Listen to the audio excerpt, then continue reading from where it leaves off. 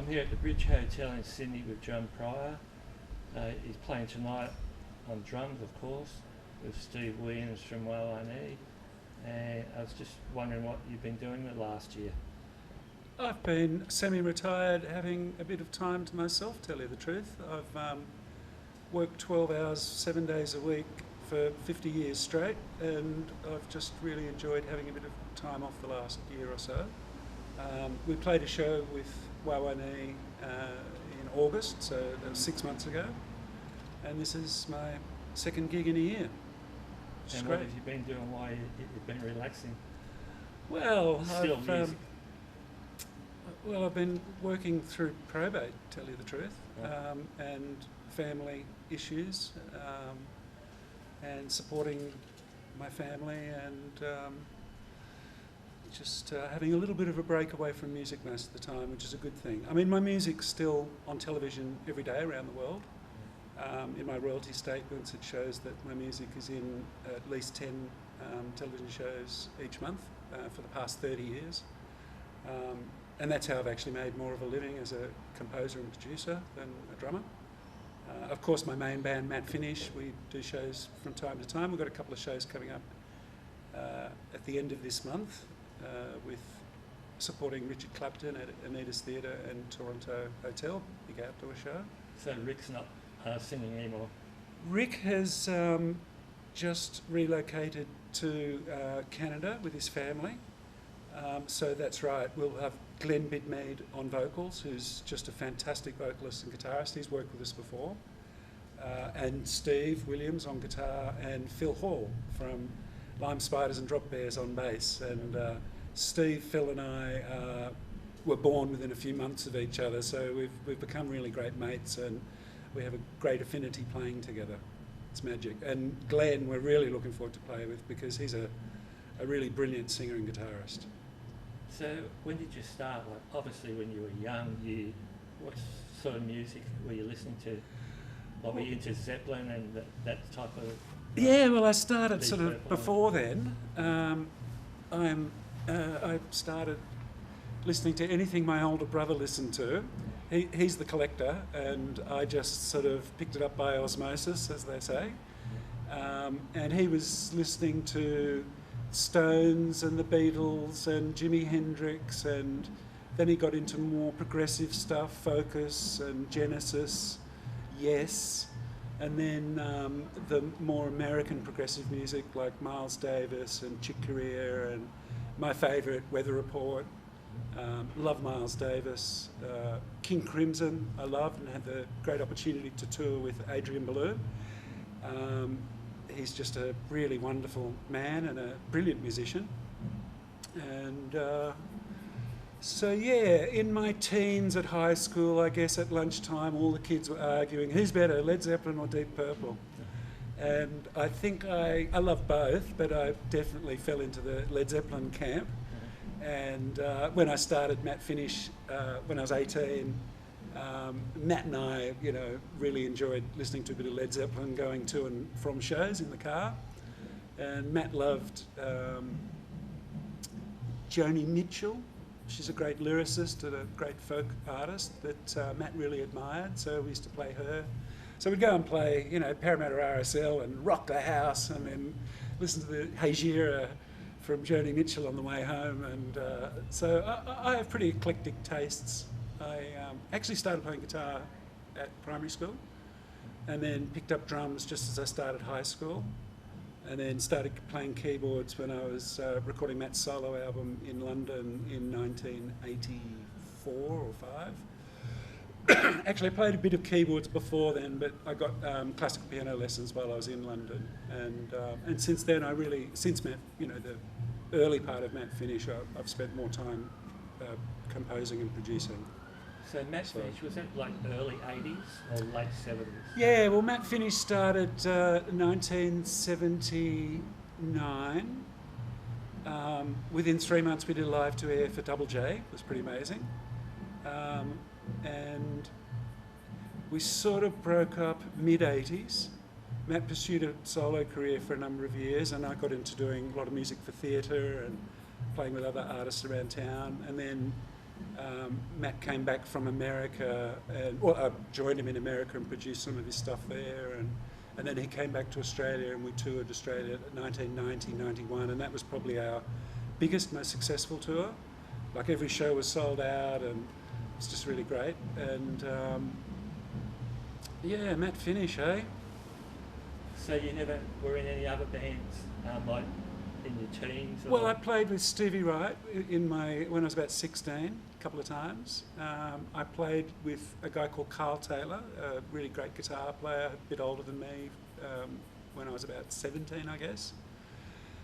And I actually played in different bands every single night of the week when I was 17, 18. I was playing in 2 or 3 covers bands and filling in for a couple of club shows. And as a drummer? As a drummer. Yeah. And they had a jazz band at a hotel that I used to sit in with on Thursday nights. And it all came about because my brother and I lived on the North Shore, but we went to school at Sydney Boys High, so we got the ferry across through the city, you know. And so we rented a rehearsal room when I was about 14, 15 in Taylor Square, which is on the way home from school. $5 a week, the 3 of us shared. And then other rooms in that complex started opening up as other band rooms, and one of them was a professional rehearsal studio, which I helped set up. And so they all got to hear me play, and that's where I got so many gigs before Matt Finish. Since Matt Finish, I haven't really done a lot. As I say, mainly producing. But I've toured with Mal Eastick, he's a wonderful guitarist, Kevin Borich. I've toured with Adrian Belew, I mentioned before. Mick Taylor, played 2 nights here with Mick Taylor from the Rolling Stones, was pretty amazing. With Alex Lloyd on bass, he's a real talent. Great singer, great writer. And he actually played bass for these gigs. But yeah, not a lot of gigs. So you're thinking about, are you staying with this show? Yeah, we'll see what happens. Yeah.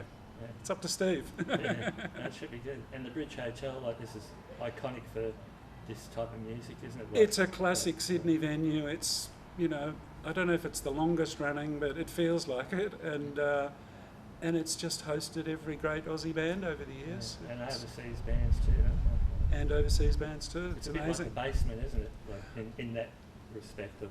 Totally. You know, like, well, I played at the Basement with an 80-year-old New Orleans piano player, barrel house blues piano player called Champion Jack Dupree, and I played brushes most of the gig because he's just on acoustic piano. You know, he was fantastic, lovely guy.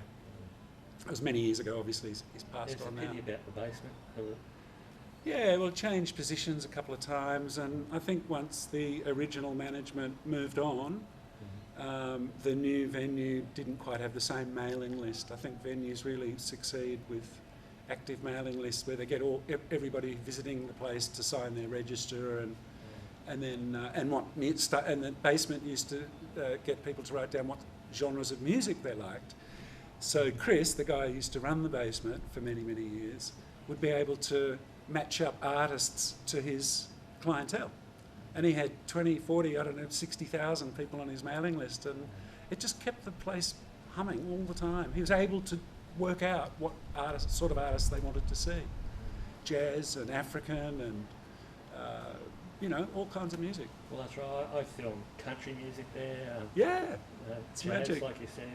It had a reputation as jazz. I used to pop into the old Basement, the one that was much closer to the water at Circular Quay, because I'd finished school, at Sydney Boys High, visit some friends or whatever, and then I'd be coming home later at night in my late teens, still in my school uniform, and the ferries were every 40 minutes, so I'd go into the Basement and listen to Kerry Bedell and Galapagos Duck and all these amazing Australian jazz artists. Loved it.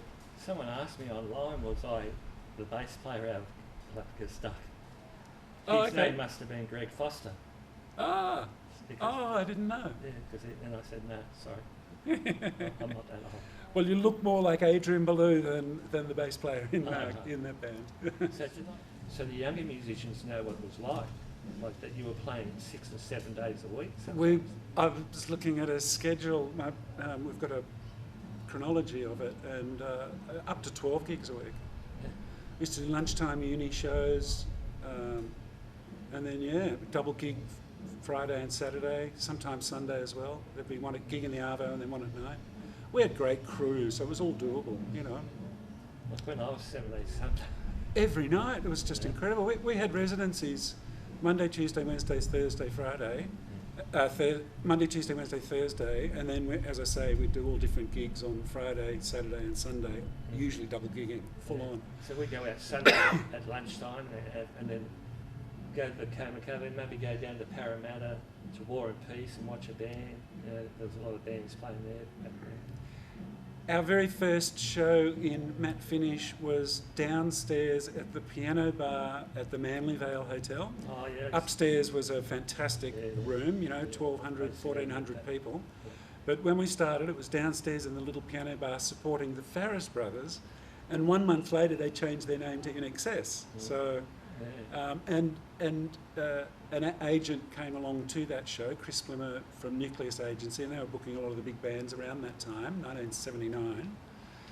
And he said, I really want to book you guys. And we went, fantastic. And he said, how many shows do you want to do a week? And Matt and I said at the same time, 8. It was just a coincidence, a fluke. You know, we want to do 8 shows a week. Like the Beatles thing, you know, 8 days a week. So that's what he booked us, and sometimes we do a lot more. It's magic. Because there was a lot of the gigs.